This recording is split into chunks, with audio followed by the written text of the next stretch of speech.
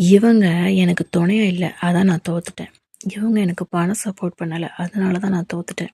இவங்க எனக்கு ஒரு இடத்துல ஒரு வேலை கூட பார்த்து குடுக்கல. அதனால தான் நான் தோத்துட்டேன். இவங்க எனக்கு சப்போர்ட் பண்ணவே இல்ல. அதான் நான் தோத்துட்டேன். இவங்க உதவி பண்ண எந்த வகையிலும் தயாராவே இல்ல. அதனால தான் நான் தோத்துட்டேன். இப்படி இவங்கன்னு இந்த உலகத்துல ஏகப்பட்ட பேருக்கு மேல நம்ம பழிய போட்டுட்ருக்கோம். ஆனா, உண்மைய சொல்லுங்க. உங்க மனசாட்சி தொட்டு சொல்லுங்க. உங்க கோல், உங்களோட விருப்பம், உங்களோட ஆசை அது. அந்த உயரத்துல போய் உட்காரணும் அப்படின்னா, அதுக்காக நீங்க என்ன பண்ணீங்க? ஒழுங்கா படிச்சீங்களா?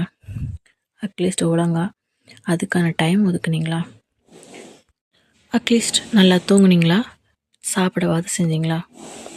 உங்களுக்குன்னு நீங்கள் எதுவுமே பண்ணிக்காம, உங்களுக்குன்னு எந்த கஷ்டத்தையும் நீங்கள் பண்ணிக்க தயாராகவே இல்லாமல், அடுத்தவங்க மேலே மட்டும் பழி போடுறதுனால நீங்கள் ஒரு கோலை அடைய முடியும்னு நினச்சிங்கன்னா, இந்த உலகத்திலேயே சொல்கிறேன், நீங்கள் மிகப்பெரிய முட்டாள்.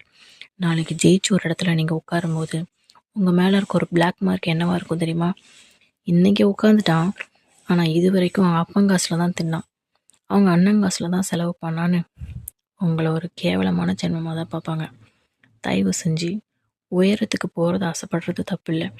ஆனால் அதுக்கு நடுவில் என் ஒருவேளை சோப்பாடு கூட ஏன் உழைப்பால் தான் நடந்துச்சுங்கிற கம்பீரமான வார்த்தையோடு போங்க.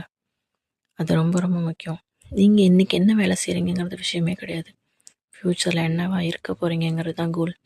அதுக்கு நீங்கள் என்னெல்லாம் கஷ்டப்பட்டீங்கிறது ஒரு படிக்கட்டு. அந்த படிக்கட்டை நான் கரெக்டாக யூஸ் பண்ணா இல்லையாங்கிறது தான் கேள்வி. அதுக்கு நீங்கள் கரெக்டான பதில் ஆமான்னு சொன்னேன்னா, நிஜமாவே நீ ஜெயிச்சு ஒரு இடத்துல உட்காரும்போது நீ கம்பீரமாக சொல்லலாம், உன் மொத்த வெற்றிக்கும் நீ மட்டும்தான் காரணம்னு. உங்களுக்கு புரிஞ்சிருக்கும்னு நினைக்கிறேன்.